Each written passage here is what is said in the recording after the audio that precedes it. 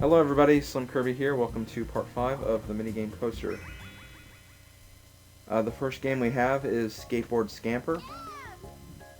This minigame can be pretty difficult, but it only took me one attempt, surprisingly. I really expected to spend quite a few lives at this game, but it only took me one, so thank God for that. For this game, the one thing I will recommend is whenever you have one of those down and up slopes, like, make sure you jump when you reach the bottom of the down slope so you land on top of the up slope, because that will save you a little bit of time. Didn't really help me much here because, as you can see, me and Yoshi are pretty even.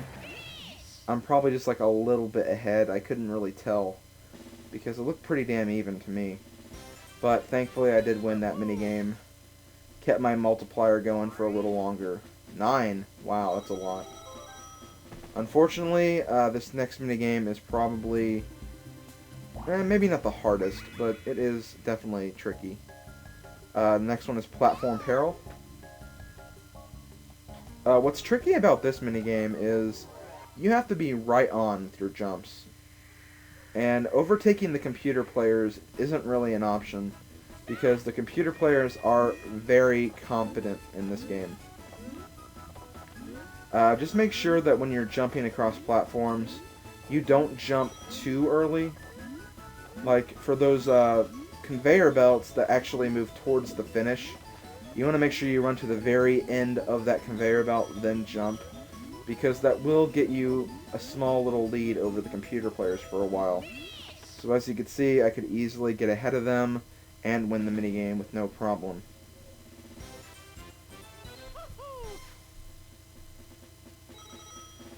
So that gave me 11 coins, and we're off to World 8, the diabolical World 8. The first minigame we have for World 8, I believe, is Sea Salvage, which is probably the easiest minigame of World 8. There are a few easy minigames here, so it's not like all hard ones. But the ones that are hard, they're very hard. They're very hard minigames. One minigame is really a test of patience. Another minigame has a control issue, I believe. And then the other minigame, I just had a hell of a time trying to beat. And I'll talk about that later. I might even get into a huge rant about a minigame that's coming up, so don't worry. There is one minigame I have a lot to say about, so yeah. Just keep that in mind. Sea Salvage, once again, you have to get 15 coins. I had a pretty good run. I probably could have gotten a few more coins than I did, but no big deal. I think one time I actually managed to get 40 coins for that. And a 40 coin with a pretty decent multiplier is quite a bit. If you have around a 10 multiplier by that time, you'll easily get like 4 lives from that minigame.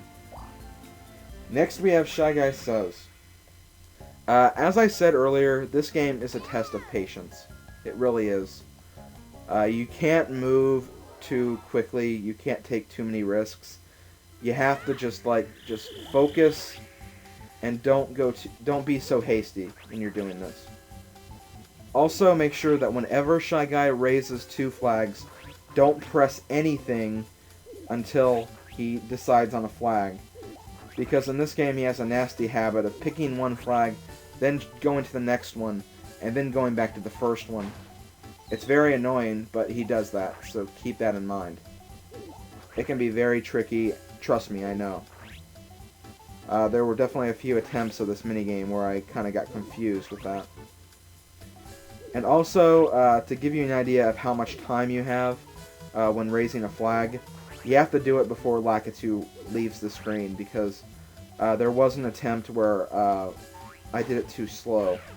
And it's kind of ironic because the computer players actually had the wrong flag, but since I was so slow, like, I still lost. So, just be very patient, be very careful with which flag you're raising, and you'll be fine. Okay, World 8-3. I'm actually not going to have very much to say about this minigame. Sneak and Snore.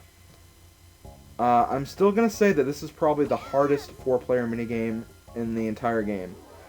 It's very difficult. You have to be very, very careful with the control stick.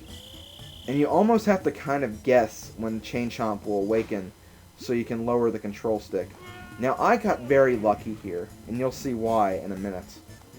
But I get very, very lucky here. Yeah, all the computer players were knocked out, and I'm the only one still in the game.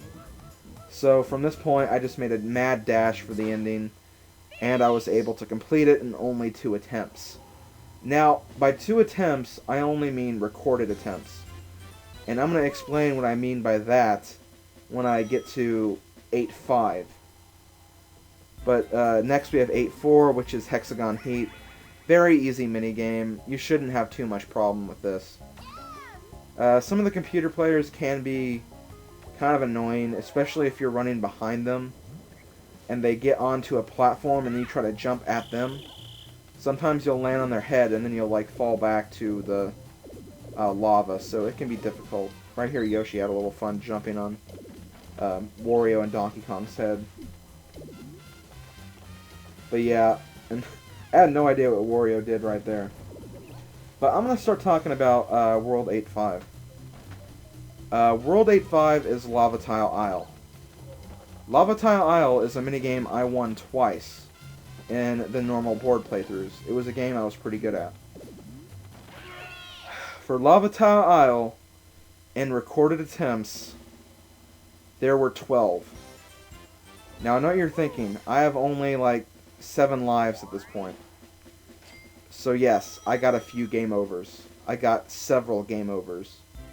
I had game overs where I came back and I actually failed at Sneak and Snore a lot of times. So yeah, I still failed at Sneak and Snore quite a bit. I just got lucky with my recorded attempts. Now, here's the thing about this game. Lava Tile Isle is a very simple concept, but the controls are god-awful. I mean, yeah, you just have to punch players into the lava, not that hard. Well, keep in mind, you don't have very much room. The moving blocks are very dangerous. They'll easily knock you in if you're not careful. The computer players gain cheap abilities. Sometimes they'll even team up on you. And when it's 2 against 1 on these platforms, it's very difficult. And as you can see, I almost died right there. Then I got very lucky and won, because Wario fell in. And another tip for you, don't ever jump in that game. Only jump if you know you're going to be safe. I had so many failed attempts where I jumped, accidentally landed on a player's head, and then went into the lava. And you'll see a lot of those failed attempts when I get to the next video and I show all the failed attempts. That game just ticked me off. And Bombs Away, simple concept, very easy. That's all I'm going to say about this game, because I want to go back to Lava Tile Isle. So yeah, as you know, I got to that game with 7 lives. I lost them all, game over. I started again, got to Sneak and Snore, and then I lost all my lives there. Next time, I got to Lava Tile Isle again, with 10 lives. I managed to beat Sneak and Snore in 1 attempt, and I kept my multiplier going from Deep Sea Salvage and Platform Peril, and I managed to get there with a whopping 10 lives. Then I lost them all.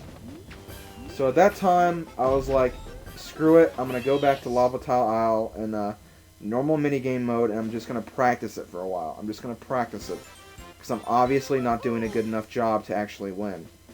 So I did that, I got a hang of it, then I went back, did it, and it took me like 3 attempts from the second recorded attempts. And that's about that. Welcome to World 9. As you can see, there is no level here. There's just a goalpost. So let's see what Toad has to say. Nice job, Mario! However, I hate to say, but you'll have to complete the course again. What?